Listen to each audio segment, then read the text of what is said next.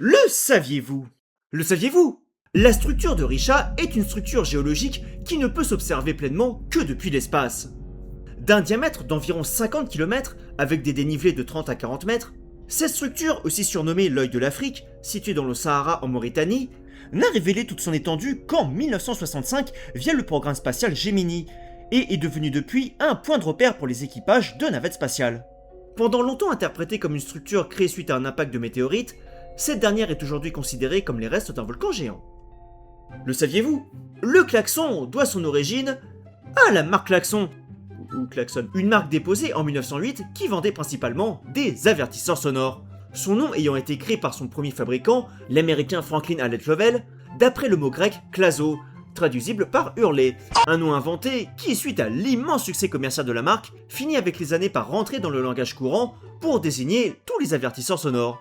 Ce n'est d'ailleurs pas la seule marque à qui ce phénomène est arrivé, qu'on appelle entonomase si jamais, puisque le mot sopalin, qui désigne l'essuie-tout, provient en fait originalement de la société du papier-linge. Une société fondée en 1946 qui avait créé une marque d'essuie-tout avec l'acronyme de ses premières lettres en 1948, la dénommée Sopalin. C'est d'ailleurs pour cela que les experts estiment qu'en 2050, on appellera tous les t-shirts des rats. Le saviez-vous? Aux États-Unis, les Dalmatiens sont connus pour être la mascotte des pompiers. La raison? Eh bien, c'est qu'originalement, la race était en fait connue pour suivre les chevaux qui tiraient des calèches, tout en gardant le même rythme qu'eux lors de sprints sur de longues distances. Chevaux qu'ils défendaient face aux autres chiens et animaux qui pouvaient les effrayer ou les attaquer durant les trajets. Ainsi, durant les 18e et 19e siècles, les pompiers se sont mis à utiliser ces dalmatiens pour les accompagner durant leur sortie. L'avantage était ainsi triple, à la fois prévenir les passants qu'ils devaient s'écarter du chemin de par les aboiements des chiens, apaiser les chevaux qui avaient peur du feu, car la présence des chiens les rassurait, et enfin monter la garde face à toute tentative de vol. Avec l'arrivée de l'automobile au début du XXe siècle, les Dalmatiens ont peu à peu été délaissés après 200 ans de loyaux services, mais restèrent comme symbole rattachés aux pompiers. Ainsi, durant tout le XXe siècle, jusqu'à aujourd'hui encore, certaines casernes possèdent toujours quelques Dalmatiens aux États-Unis, mais ceux-ci voyagent cette fois dans les véhicules et sont utilisés comme mascottes. Le saviez-vous? Durant près de 42 ans, de 1840 à 1882, la reine Victoria a échappé à 8 tentatives d'assassinat. Il y eut 7 attaques au pistolet, dont 200 balles et une avec un pistolet cassé, ainsi qu'une attaque à la canne à son encontre. Une attaque à la canne effectuée à son visage, qui fut la plus proche de la tuer et dont elle gardera une marque durant près d'une décennie. Malgré ces tentatives de régicide, motivées tour à tour par la politique, la notoriété ou juste la folie, aucun des criminels ne fut exécuté, la seule condamnation à mort prononcée ayant été commuée en exil. Le premier de ses attaquants, Edward Oxford, gagna d'ailleurs le gros lot puisque les balles qu'il tira ne furent jamais retrouvées et il fut ainsi déclaré non coupable. Il fut ainsi acquitté, mais fut tout de même envoyé dans des hôpitaux psychiatriques pour folie. Des hôpitaux où il passera 18 ans, tout en étant selon toute vraisemblance sain d'esprit, et dans lesquels il déclara à multiples reprises qu'il avait en fait tiré sur la reine avec un pistolet non armé simplement pour la notoriété.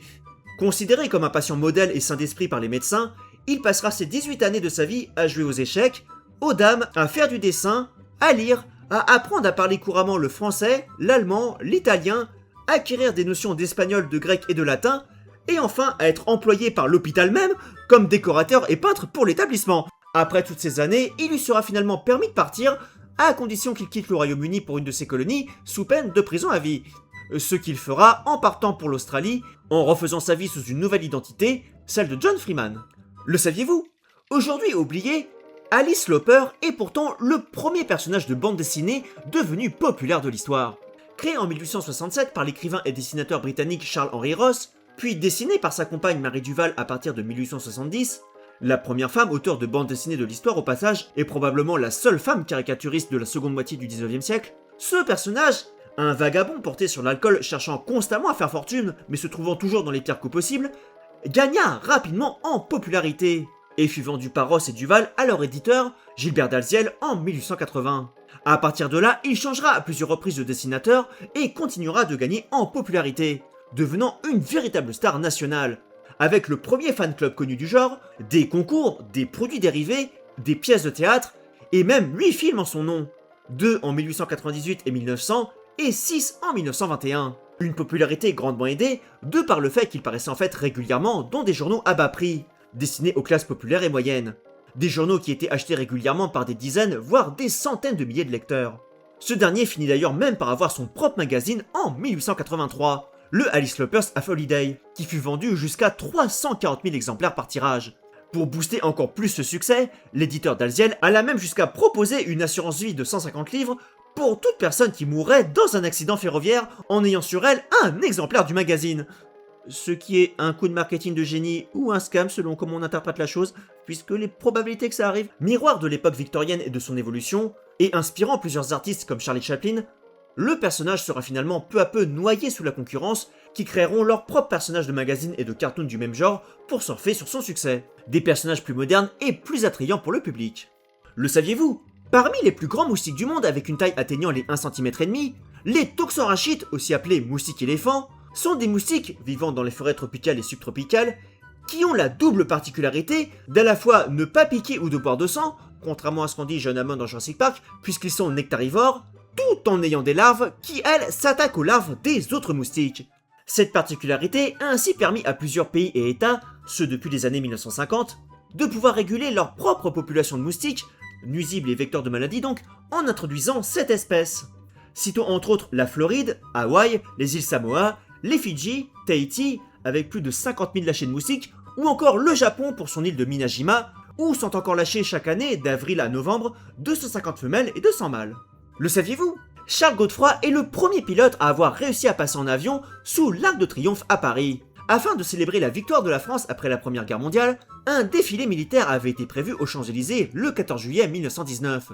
Un défilé où l'armée de l'air n'avait cependant pas été autorisée à faire voler ses avions, ces pilotes ayant été obligés de défiler à pied au même titre que les autres soldats. Vécu comme une provocation par plusieurs pilotes, un certain Charles Godefroy, 500 heures de vol au compteur, décida donc de remédier à cela. 3 semaines après le défilé, le 7 août, il décolla ainsi secrètement de l'aérodrome de Villacoublay, ce dans un biplan de 7,5 mètres d'envergure, et passa sous l'Arc de Triomphe et ses 14,5 mètres de large pour 29 de haut. Un photographe et cinéaste, ami de ce dernier, ayant prévenu plusieurs journalistes qui capturèrent le moment. Il survola par la même occasion la ville à basse altitude, ce qui ne manqua pas de provoquer quelques frayeurs en faisant fuir de nombreux passants et en faisant se jeter au sol les passagers d'un tramway effrayés. De retour à l'aérodrome sans que personne n'ait remarqué son vol d'une demi-heure, son exploit devint rapidement populaire auprès du grand public via les journaux et le film, que les autorités firent rapidement interdire. Néanmoins devenu une star suite à cet exploit, il ne reçut qu'un simple avertissement. Mais ce vol sera cependant son dernier, puisqu'il sera soit contraint en secret par son commandement de ne plus jamais remettre les pieds dans un appareil, ou soit c'est lui-même qui aura fait la promesse à sa famille de ne plus risquer sa vie. Après sa mort, il sera néanmoins décerné d'une médaille d'honneur d'argent à titre posthume par l'armée de l'air. 2 autres pilotes tenteront de refaire l'exploit par la suite, bien évidemment sans autorisation non plus, un Lamarchand, un ancien pilote de chasse en 1981, et un pilote cette fois-ci inconnu en 91, qui passa même sous la tour Eiffel en bonus pour battre les précédents exploits. Le saviez-vous? L'histoire originale de Bambi a été écrite par un chasseur. Écrit en 1922 par le romancier et passionné de chasse autrichien Félix Salten, probablement suite à un voyage dans les Alpes, le dénommé Bambi, l'histoire d'une vie dans les bois, eut un tel succès qu'il fut traduit dans de multiples langues avant de voir ses droits vendus en 1933 pour 1000 $, soit plus ou moins l'équivalent d'environ 25 000 aujourd'hui. Des droits vendus au directeur et producteur Sidney Franklin de la MGM, qui les transféra lui-même à Disney par la suite, qui en fit son célèbre long métrage d'animation en 1942. Un long métrage qui pour sa part a dépassé le cap des plus de 250 millions de dollars de rentabilité depuis.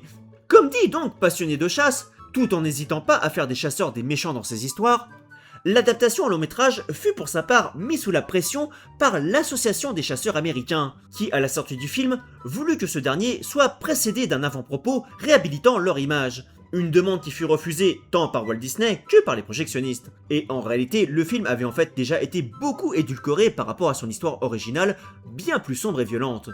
Par exemple, à la fin de celle-ci, Bambi et son pote le cerf prénommé Vieux Prince partent ainsi voir un cadavre d'un homme tué par balle par un autre homme et abandonné dans la forêt. Je me demande pourquoi la version Disney n'a pas incorporé ça. Elle raconte aussi le cas tragique de Gobo, un cerf qui se fait sauver et domestiquer par un chasseur, avant de se faire tuer par un autre, pensant que tous les humains ne lui feraient aucun mal, puisque doté d'un licol depuis sa domestication. Qu'est-ce qu'on se marre? Vous voyez, votre trauma aurait pu être triplé. Concernant le roman original, il fit pour sa part l'objet de la répression du régime nazi, qui le fit interdire en 1936. A savoir que Félix Salten était juif et avait en fait fait changer son nom à l'adolescence pour se faire moins remarquer, et ne plus subir de persécutions. Son véritable nom étant Sigmund Salzmann.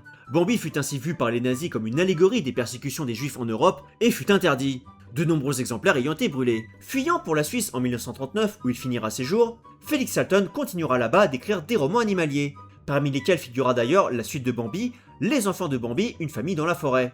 Une suite qui suit l'histoire de Géno et Guri, les enfants jumeaux de Bambi et de sa compagne Faline.